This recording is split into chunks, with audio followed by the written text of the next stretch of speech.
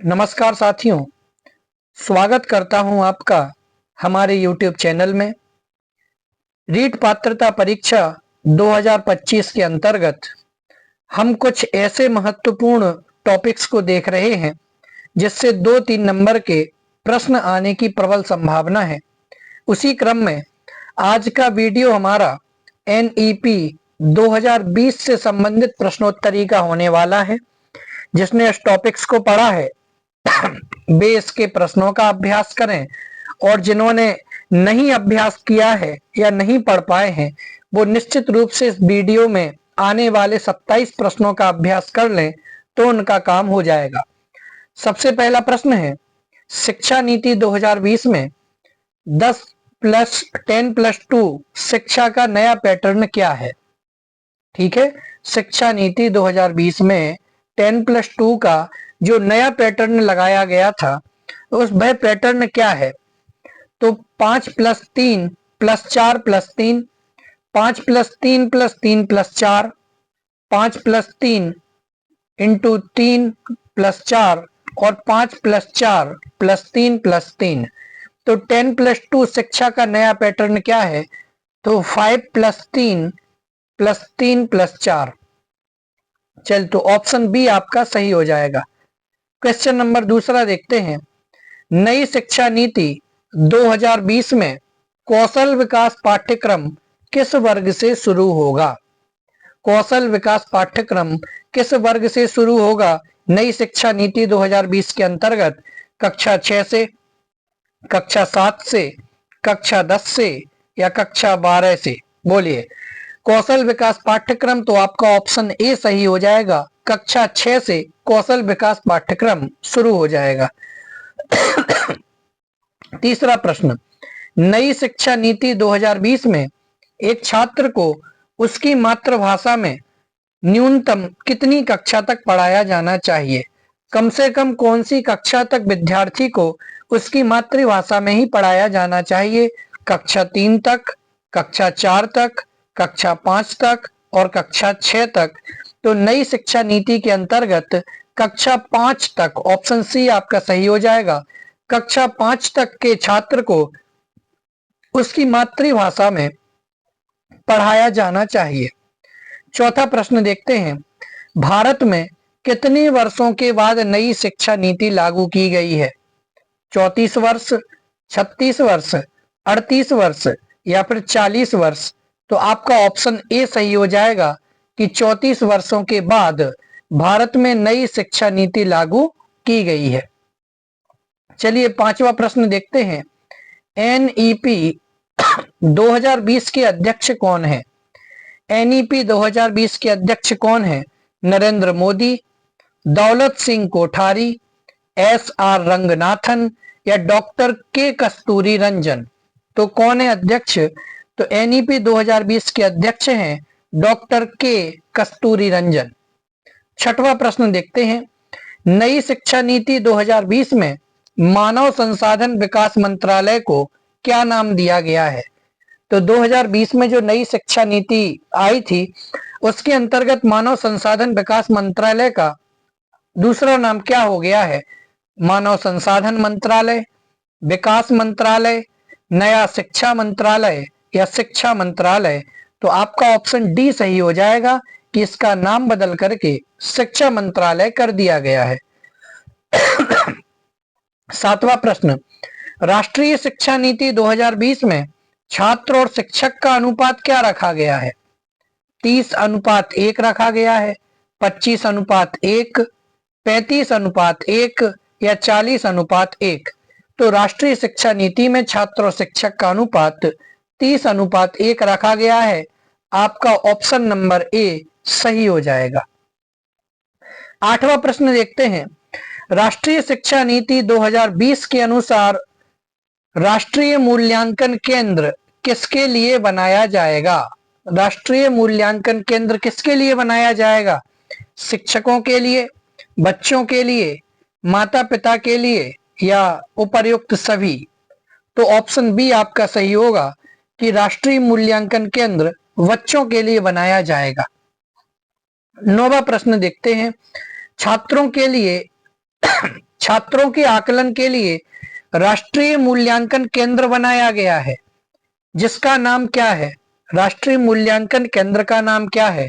दीक्षा, परख, एनपीएस या एनसीईआरटी? बोलिए क्या है? तो आपका ऑप्शन बी सही हो जाएगा कि इसका नाम परख है। चलिए 10वां प्रश्न देखते हैं, आगे बढ़ते हैं।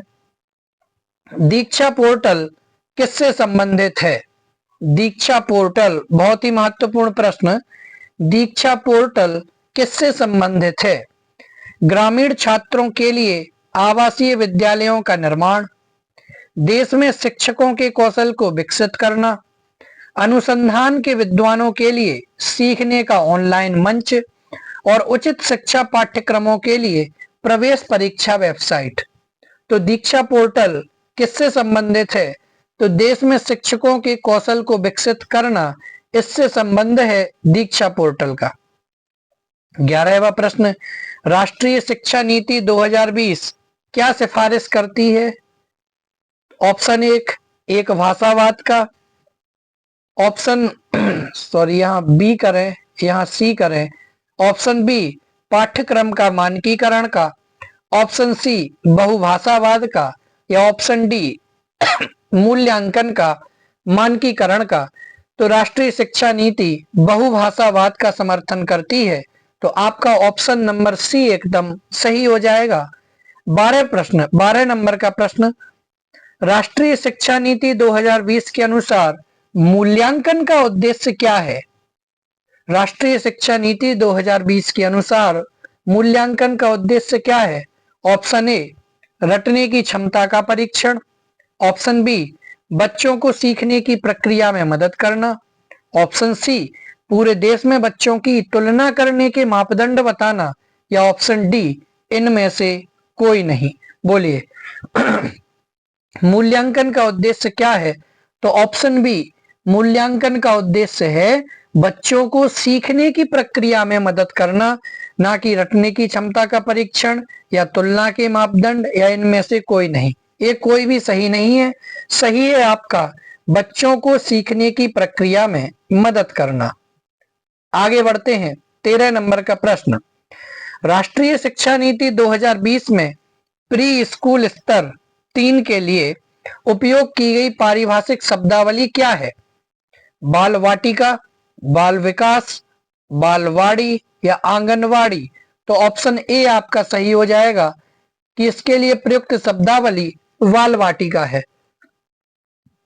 14 नंबर का प्रश्न, राष्ट्रीय शिक्षा नीति 2020 पूरे देश के लिए प्राथमिक स्तर पर किस भाषा को निर्देश के माध्यम से प्रस्तावित करती है? ऑप्शन ए हिंदी, बी अंग्रेजी, सी संस्कृत, या डी मातृभाषा जिसे घर की भाषा भी कहा जाता है। तो ऑप्शन डी आपका सही हो जाएगा कि यह मातृभाषा या घर की भाषा को निर्देशित करती है। प्रश्न नंबर 15, एनईपी 2020 के अनुसार एबीसी का फुल फॉर्म क्या है? तो इसका full form option A academic bank of credit, option B academic book of credit, option C उपरोक्त दोनों, या ऑप्शन डी इनमें से कोई नहीं।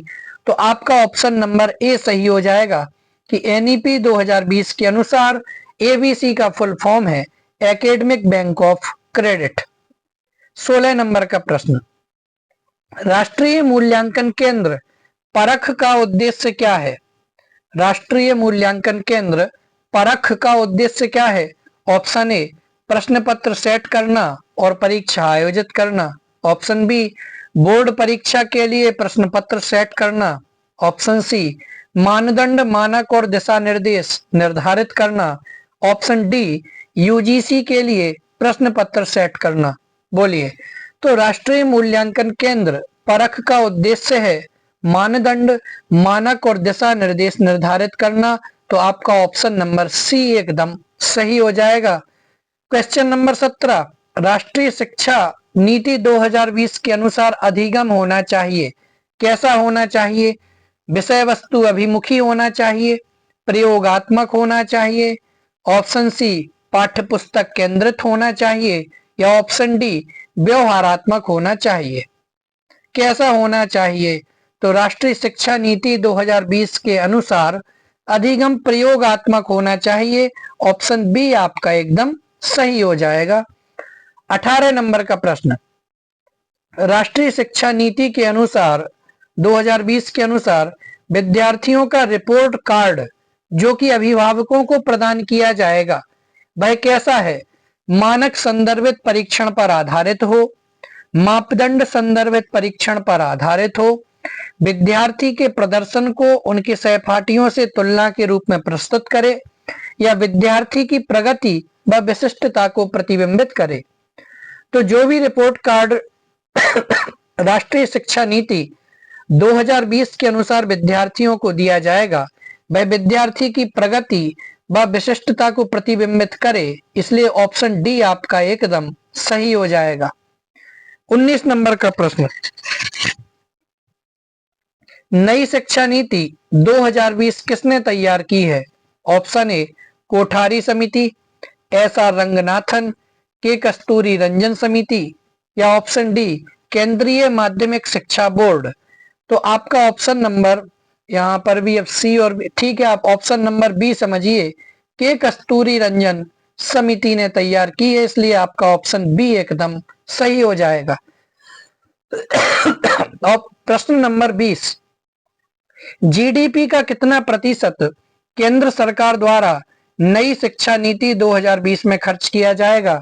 ऑप्शन ए 12%, ऑप्शन बी 6%, सी 75% या डी 4%। तो आपका ऑप्शन नंबर बी एकदम सही हो जाएगा कि जीडीपी का 6% केंद्र सरकार द्वारा नई शिक्षा नीति 2020 में खर्च किया जाएगा। क्वेश्चन नंबर 21 देखते हैं।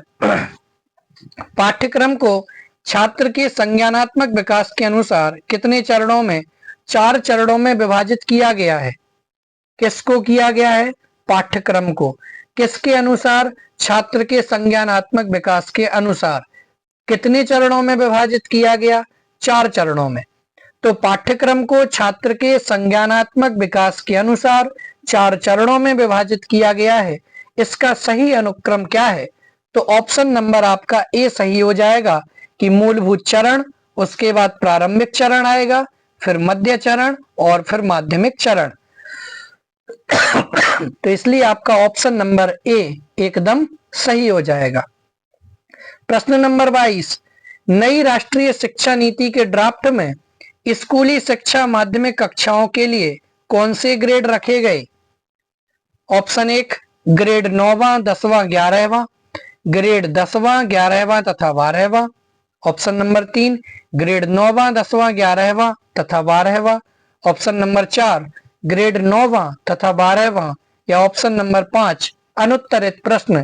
तो इसका हो जाएगा आपका ऑप्शन नंबर 3 ग्रेड 9वां 10वां 11वां तथा 12वां। चलिए आगे बढ़ते हैं। राष्ट्रीय शिक्षा नीति 2020 किस प्रकार के शिक्षा शास्त्रों का प्रस्ताव रखती है? ऑप्शन 1 परीक्षा केंद्रित, ऑप्शन 2 अध्यापक केंद्रित, ऑप्शन 3 अधिगमकर्ता केंद्रित, ऑप्शन 4 बहिष्कार केंद्रित, या ऑप्शन 5 अनुत्तरित प्रश्न। तो इसका ऑप्शन नंबर 3 आपका एकदम सही हो जाएगा, अधिगमकर्ता केंद्रित। 24 नंबर का प्रश्न देखते हैं। राष्ट्रीय शिक्षा नीति 2020 के अनुसार विद्यालयों में मूल्यांकन का अभिरूप हो जाना चाहिए। कैसा हो जाना चाहिए? योगात्मक, रचनात्मक, रचनात्मक योगात्मक, अधिगम रटकर याद रखना, लचीले उपागम, कठोर मानकीकृत परीक्षण। तो इसका ऑप्शन नंबर बी एकदम सही हो जाएगा, रचनात्मक और योगात्मक। 25 नंबर का प्रश्न देखते हैं। राष्ट्रीय शिक्षा नीति 2020 यह प्रस्ताव रखती है कि प्राथमिक कक्षाओं के बच्चों को उनके घर की या स्थानीय भाषाओं में पढ़ाया जाना चाहिए। प्राथमिक कक्षाओं में शिक्षा का माध्यम एक तरह की भाषा में ही उपयोग होना चाहिए। ऑप्शन सी शिक्षकों को द्विभाषिक उपागम को प्रयोग करने के लिए हतोत्साहित किया जाना चाहिए, या ऑप्शन डी बहुभाषावाद को बिल्कुल भी बढ़ावा नहीं दिया जाना चाहिए। तो आपका ऑप्शन नंबर ए सही हो जाएगा कि प्राथमिक कक्षाओं के बच्चों को उनके घर की या स्थानीय भाषाओं में ही पढ़ाया जाना चाहिए। 26 नंबर का प्रश्न, राष्ट्रीय शिक्षा नीति 2020 शास्त्रीय भाषाओं के अध्ययन की सिफारिश के रूप में करती है। ऑप्शन ए, 3 भाषा सूत्र के भीतर एक भाषा, एक अनिवार्य भाषा के रूप में कार्य करती है, एक अतिरिक्त विकल्प के रूप में, दूसरी भाषा के रूप में। तो ऑप्शन सी आपका सही हो जाएगा, एक अतिरिक्त विकल्प के रूप में। 27 नंबर का प्रश्न, राष्ट्रीय शिक्षा नीति 2020 किस पर जोर देती है कि पाठ्यचर्या का लचीलापन, पाठ्यचर्या का मानकीकरण, पाठ्य पुस्तकों का गैर संदर्भीकरण या पाठ्य पुस्तकों को रटकर याद करना। तो राष्ट्रीय शिक्षा नीति पाठ्यचर्या का लचीलापन पर जोर देती है, तो आपका ऑप्शन नंबर ए सही हो जाएगा। इस प्रकार से अभी हमने बहुत ही छोटे से वीडियो में आप सभी के सामने राष्ट्रीय शिक्षा नीति 2020, जिसे एनईपी 2020 भी कहते हैं, को रखा। आप भी इस वीडियो को अच्छे से देख करके अपने इस टॉपिक को क्लियर करें और अपना पेपर अच्छे से करें। बस ऐसी आशा है, उम्मीद है आप जरूर सफल होंगे। धन्यवाद। जय हिंद।